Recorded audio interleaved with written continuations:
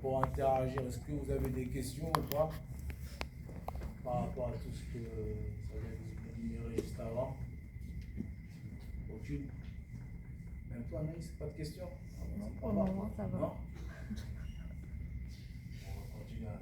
Par rapport à l'objectif sportif, là, nos objectifs sur les 5 prochaines années, ça sera d'avoir une identité de jeu commune, découlant de nos seniors jusqu'à l'école de foot, en tout cas sur la formation des profils de joueurs, qu'on puisse aujourd'hui répondre à une demande, à une exigence senior, et d'ailleurs qu'en bas, que ce soit en école de foot ou en préformation, qu'on puisse préparer nos jeunes à pouvoir répondre à cette stade-là. Pourquoi on veut faire ça? C'est parce qu'aujourd'hui, sur notre bilan, sur les 10 années passées, on voit énormément de jeunes qui arrêtent le foot pendant 1, 2, voire 3 ans au moment du passage en senior. Pourquoi ils arrêtent? À un moment, c'est soit il y a le niveau. Il y a une problématique de niveau. Après, il y a la problématique aussi sociale et environnementale où certains doivent trouver du travail, n'ont peut-être pas plus de temps. Mais derrière, c'est de chercher à les accompagner. C'est pour ça que depuis 2 ans, nous avons ouvert une nouvelle catégorie qui sont les U20 pour les aider. C'est une petite antichambre des seniors. C'est après le passage en 18, au lieu d'être senior direct, ils passent en U20. Ça leur permet de rester préparés et derrière les accompagner à leur insertion pour que, une fois insérés socialement et professionnellement, s'ils ont encore la volonté de pratiquer leur loisir, ils pourront le pratiquer avec nous en senior une fois qu'ils auront passé leurs 2 années d'instabilité, on va dire. Comme vous dites tout à l'heure, ce n'est pas vraiment une priorité de faire en sorte que nos équipes soient en élite un peu partout. Mais grâce à votre travail, depuis ces 10 ans, on est monté. On est monté vite dans toutes les catégories, très rapidement. Chaque année, c'est monté.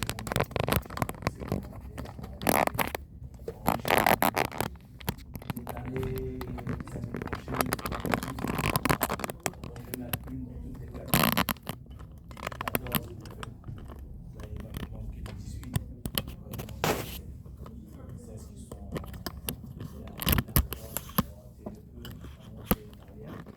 Les 18, on va accéder à la R3, c'était l'année dernière.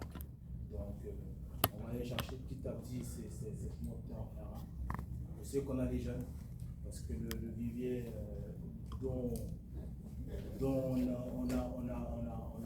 on peut aller chercher, on a le vivier pour aller chercher cette montée en R1. On va le faire. On a des bons éducateurs, je sais que je peux avoir confiance en mes éducateurs grâce au boulot que vous allez mettre en place avec eux. Même comme je vous ai dit tout à l'heure aussi, un aspect très important, le football, comme je l'ai dit, c'est une chose vraiment secondaire. D'abord, qu'on se consacre déjà sur l'aspect déjà scolaire, que tout ça soit réussi. Une fois que tout ça c'est réussi, et ben on puisse se concentrer assez bien comme il se doit sur le football. Vous savez, pas mal aujourd'hui d'équipes nous regardent aujourd'hui. Maintenant, on n'est plus le petit poussé, c'est un club où tout le monde maintenant nous attend. Donc, on va devoir confirmer et montrer qu'à Gris, on sait faire des bonnes choses collectivement et qu'on va aller chercher ces montées en R1. Soum, j'espère qu'il va rester en R1. Il est où mon petit Soum là? Grâce à qui il m'a emmené à la FFF. Il est où Soum? Non, sinon, le cocktail que j'ai passé à la FFF, il était merveilleux. J'espère que cette année, on pourra aller au tournoi encore. Parce que le petit four, il était comme ça. Donc, il faut continuer encore à aller chercher cela. Vous savez, la petite histoire, c'est que vous avez tous commencé en D5, on a tous commencé à la dernière division. Vous voyez, pour arriver au niveau régional, il a fallu se battre. Et vraiment être exemplaire sur le terrain. Rien que pour ça, je vous remercie, je vous applaudis. Ce n'est pas encore fini, il reste encore du temps, il reste encore du boulot. Après, une fois qu'on va atteindre ces niveaux-là, il faut se maintenir. C'est là le plus difficile. Comme l'a dit Aziz, voilà. Il y a beaucoup d'aspects sur lesquels les jeunes peuvent arrêter le football parce que soit à l'école ça ne va pas, soit la famille ça ne va pas, soit au quartier ça ne va pas. Donc à nous, vraiment, je répète cela, encore à nous d'être vigilants. On on est les premiers acteurs qui peuvent se palper s'il y a un problème chez eux, s'il y a un problème dans leur quotidien, en être vigilant sur cela pour voilà, essayer de remonter les infos ou essayer de faire en sorte voilà, si on peut trouver une solution et solutionner leurs problèmes si on le peut, si c'est à notre niveau et à notre charge, bien entendu.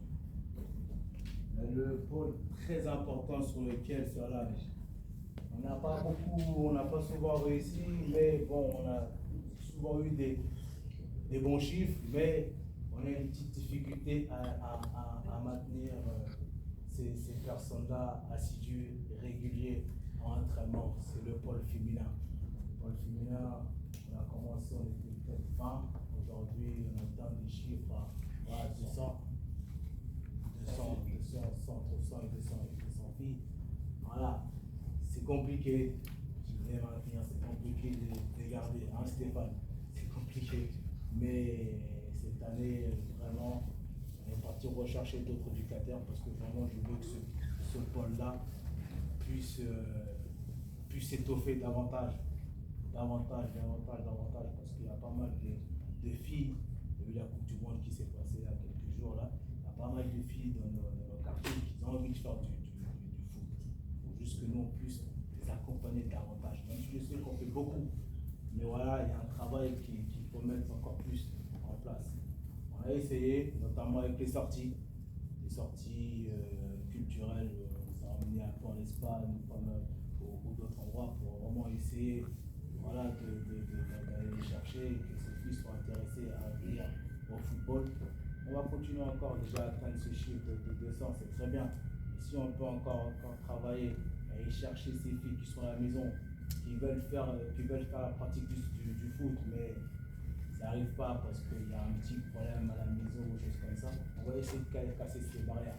En plus, on a une grande sportive avec nous, Eve, qui est internationale comorienne, donc c'est toujours une fierté, un exemple. Donc on va essayer de promouvoir un peu tout ça et essayer de faire en sorte que, voilà, que les filles soient aussi nombreux que les garçons et qu'on puisse voilà, monter aussi en puissance dans cette catégorie. C'est pour ça que Eve et Stéphane, les responsables des féminines, Moussa, il dit où même Moussa, tu n'es pas là Moussa? Moussa, cette année, voilà, j'espère que tu pourras mettre pas mal de projets envers les filles. Hein? Envers les filles. Vraiment, aller continuer encore à faire des tournois dans les quartiers, continuer à les sensibiliser les filles au collège. On va continuer encore cet aspect-là parce que voilà, je sais qu'il y a quelque chose. Cette année, on a réussi à. Il y a une fille, comment ça s'appelle? Jennifer, qui a réussi à rentrer dans le centre de formation. Elle n'est pas rentrée du coup. Elle a failli. Elle a failli. Mais au niveau de la scolarité, c'était compliqué. Elle a failli cause de scolarité. Comme je disais tout à l'heure, l'école c'est important.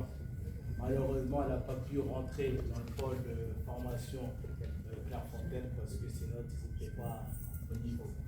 Donc à nous, cette année elle a raté, on va essayer de rattraper ça l'année prochaine et ainsi de suite pour que ces enfants-là soient au niveau scolaire, qu'ils puissent ne pas être barrés à cause de cette barrière du scolaire et tout ça, intégrer l'école de formation.